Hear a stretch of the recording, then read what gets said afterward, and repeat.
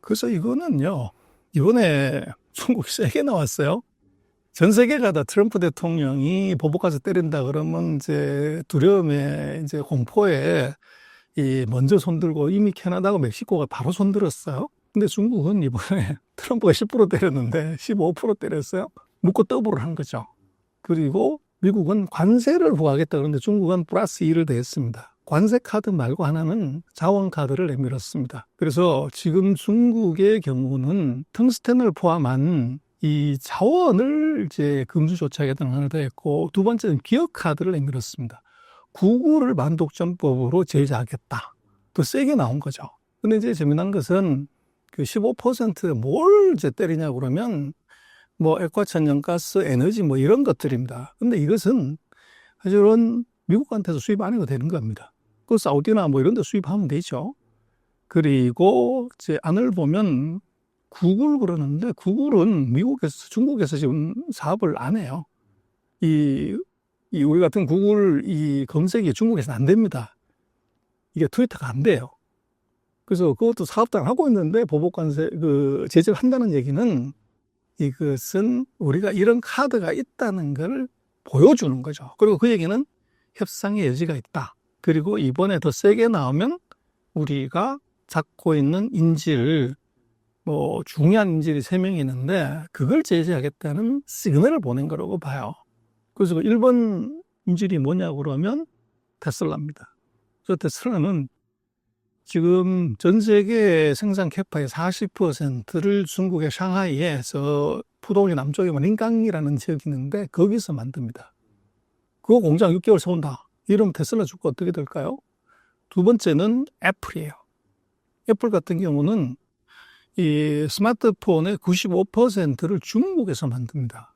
그래서 뭐 인도로 간다 뭐 그렇게 많이 얘기를 하지만 왜 인도로 못 가냐고 그러면 이게 서플라이 체인, 핸드폰을 만드는데 가장 최적의 조건을 갖춘 데가 중국이고, 공장은 바로 이전할 수 있지만 거기에 딸려있는 공급망을 다 이전하려면 또 10년 걸리는 거죠. 그래서 여전히 중국에서 95%를 만들고 있고, 만약에 애플 공장 6개월 세운다 그러면 애플 주가 어떻게 될까요?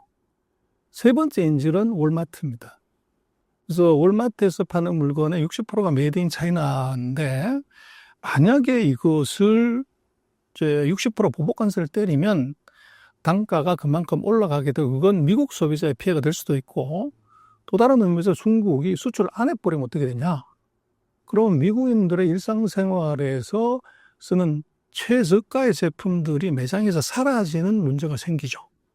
그랬을 때 그것을 미국이 그냥 대국적 견제에서 참아라, 이렇게 얘기할 수가 있냐는 거예요.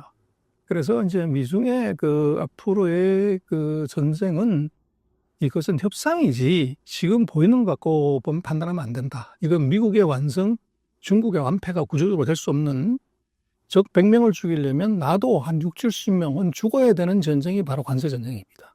근데 그것을 과연 트럼프가 이제 만약에 지지율 하락이나 이제 소비자들의 저항 또는 주식시장의 하락을 감내하고도 밀어붙일 만한 힘이 있냐.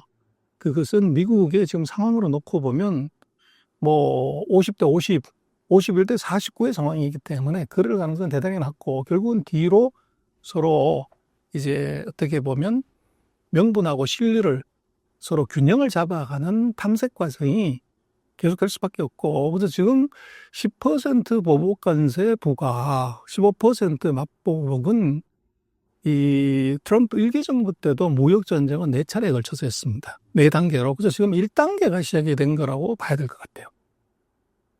트럼프의 관세 전쟁에 대한 중국 내부의 반응은 어떤가요? 그래서 아까 제가 모두에 수출 안 되면 어떻게 되냐, 중국 경제에 저가 박살이 난다. 맞는 말이에요. GDP 작년에 5% 했는데 대미 수출이 안 되면 2.8% GDP가 마이너스 나오고, 그러면 2.2% 된다는 얘기죠, 금년에. 근데 여기에 뭐가 이제 다르냐면 중국의 지금 수출이 미국으로 하는 것이 15%밖에 안 돼요. 85%는 미국 이외 지역이기 때문에 이 외 지역으로 수출을 이제 늘리게 되면 거기서 대미 수출의 한 절반 정도를 커버할 수가 있고, 더 중요한 것은 지금 중국은 소비가 GDP에서 차지하는 비중이 57% 정도 됩니다. 그래서 소비를 5%만 높이면 2.8%가 커버가 되죠.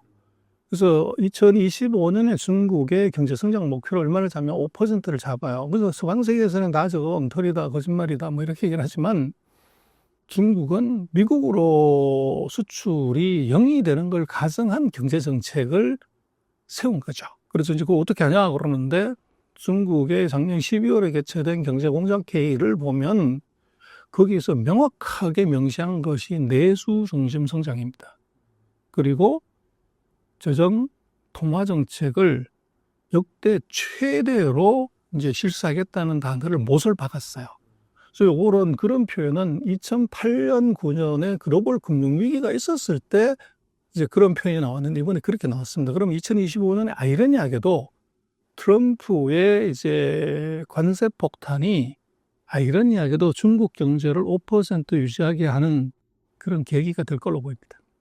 트럼프 일기 때의 대중정책이 얼마나 효과가 있었나요?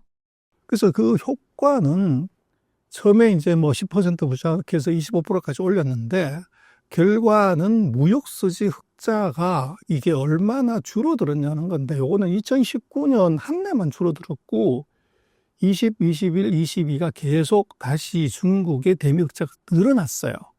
그 얘기는 효과가 없었다는 거죠. 그래서 지금 아까 잠깐 말씀을 드린 것처럼 이번에 트럼프의 관세 정책은 저것은 복수열전 이제 이 정도로 봐야 되고 그러나 트럼프의 진짜 의도는 관세를 갖고 중국을 자초시키겠다. 그건 아니라고 보입니다.